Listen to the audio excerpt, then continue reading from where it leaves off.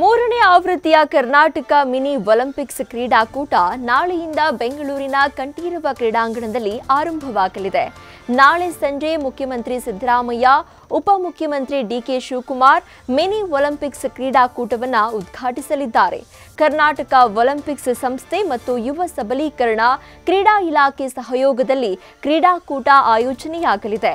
ಭಾರತದಲ್ಲೇ ಪ್ರಪ್ರಥಮ ಬಾರಿಗೆ ನಡೆಯಲಿರೋ ಈ ಮಿನಿ ಒಲಿಂಪಿಕ್ಸ್ ಕ್ರೀಡಾಕೂಟದಲ್ಲಿ athletics, badminton, basketball, football, tennis, volleyball ಸೇರಿದಂತೆ ಒಟ್ಟು 24 ವಿವಿಧ ಕ್ರೀಡೆಗಳನ್ನು ಆಯೋಜಿಸಲಾಗಿದೆ. ಒಟ್ಟಾರೆ 4,000ಕ್ಕಿಂತ ಹೆಚ್ಚು ಕ್ರೀಡಾಪಟುಗಳು ಭಾಗವಹಿಸಲಿದ್ದಾರೆ. ಇದು ಆಲ್ರೆಡಿ 2 ಎಡಿಷನ್ ಆಗಿದೆ. ಇದು 3ನೇ ಎಡಿಷನ್ನು. ಬಟ್ ರಾಷ್ಟ್ರದಲ್ಲೇ ನಮ್ಮ ರಾಜ್ಯ ಮೊದಲನೇ ರಾಜ್ಯ ಈ ಮಿನಿ ಒಲಿಂಪಿಕ್ಸ್ನ ಇಂಟ್ರೊಡ್ಯೂಸ್ ಮಾಡಿರೋದು. ಬೇರೆ ರಾಜ್ಯಗಳಲ್ಲಿ ಇನ್ನೂ ಈಗ ಇದನ್ನು ನೋಡಿ ಮಾಡೋದಕ್ಕೆ ಪ್ರಯತ್ನ ಮಾಡ್ತಾ ಇದ್ದಾರೆ.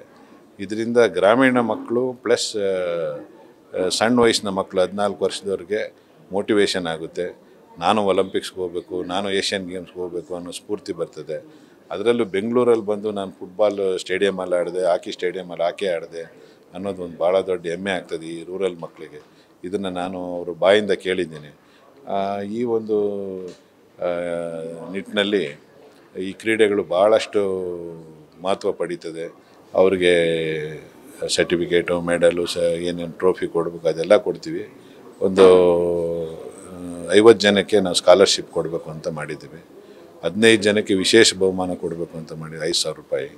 ಇದಕ್ಕೆ ಒಂದು ಕಂಪ್ನಿಯವ್ರು ಮುಂದೆ ಬಂದಿದ್ದಾರೆ, ಅವ್ರ ಮುಖಾಂತರ ಕೊಡಿಸ್ತಾ ಇದ್ದೀವಿ. ಇದು ಒಂದು ದೊಡ್ಡ ಮಟ್ಟಕ್ಕೆ ಎನ್ಕರೇಜ್ಮೆಂಟ್ ಆಗುತ್ತೆ. ನ್ಯೂಸ್ ಫಸ್ಟ್ ನಿರ್ಭೀತಿಯಿಂದ ನಿಮ್ಮ ಪರವಾಗಿ.